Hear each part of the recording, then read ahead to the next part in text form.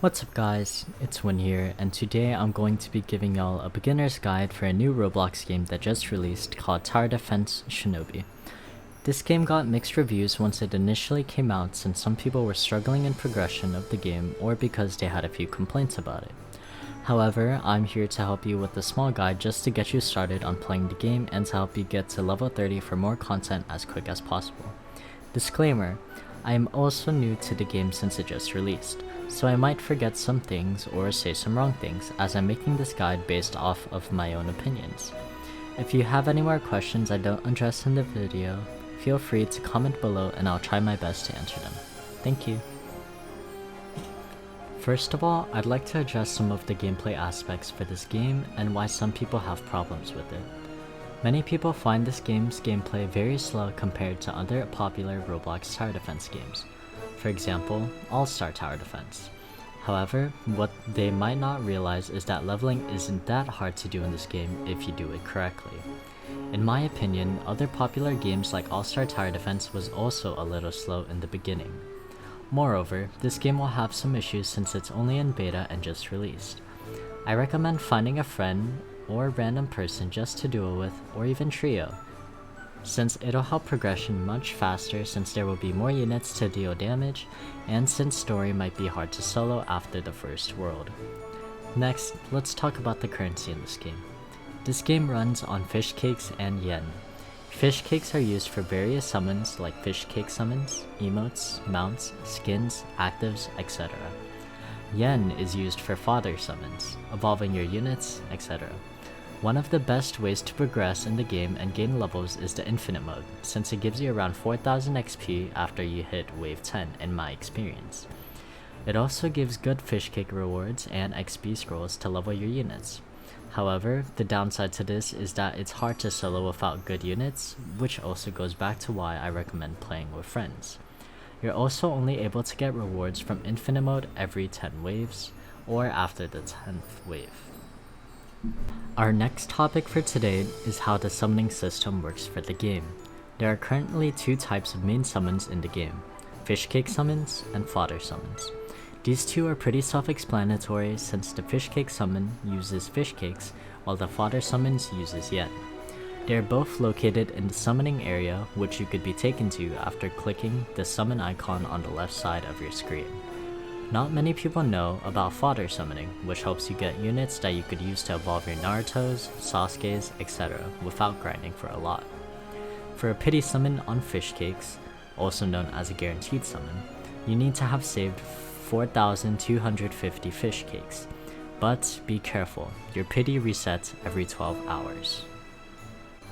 Now I'm going to be teaching you how to grind efficiently. I recommend first completing the first 3 story villages that are in the game currently to maximize the amount of fish cakes you can get. An easy method to do this is rolling for Minato 4-star, which will be an essential asset to your team and to make your leveling easier. I also recommend on using the game's codes as soon as possible when they initially release, since it currently has a history of taking some exclusive ones out, such as the first 2 that initially came out with the game's release. You should join their Discord for more frequent updates about the game, which also updates when they come out with codes. I listed some of the codes that are available as of this video on the screen. Infinite mode is also a good way to receive fish cakes and other rewards since it gives you 10 fish cakes multiplied by the amount of waves you have cleared. On average, most people complete around 20 waves, which is 200 fish cakes every wave. However, you only receive rewards after wave 10. It is also a good option to do or after your story grind if you have good units to hit wave 10, such as Minato 4-star or Sasuke 5-star. A few tips that I have for new players such as myself that I decided to follow are saving your fish cakes for your pity summon. This will help you get meta units such as Sasuke 5-star, Jiraiya 5-star, Orochimaru 5-star, and more, much easier rather than wasting them in increments of random multi-summons. I also recommend using your yen to evolve your units, although yen is a little hard to receive if you're new to the game after you complete your quests and codes. To save some of your time for grinding for evolving / fodder units, just use the fodder summon instead in the summon area for units to evolve your 4 stars.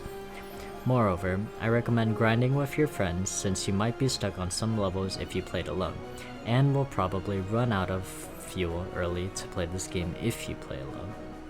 Also, I don't recommend using your fish cakes on skins, mounts, or emotes until you have meta units. Unless you are playing the game for cosmetics, of course, then you can go right ahead. On screen, I have all the unit types that are currently in the game and what each of them do. Some of them could only be hit by some limited units in the game, like Hiddens, only able to be hit by 5-star Sasuke, 4-star Neji, etc. I'll leave this on the screen for a little bit for you to take a look at and to take in which units you should take on certain story missions.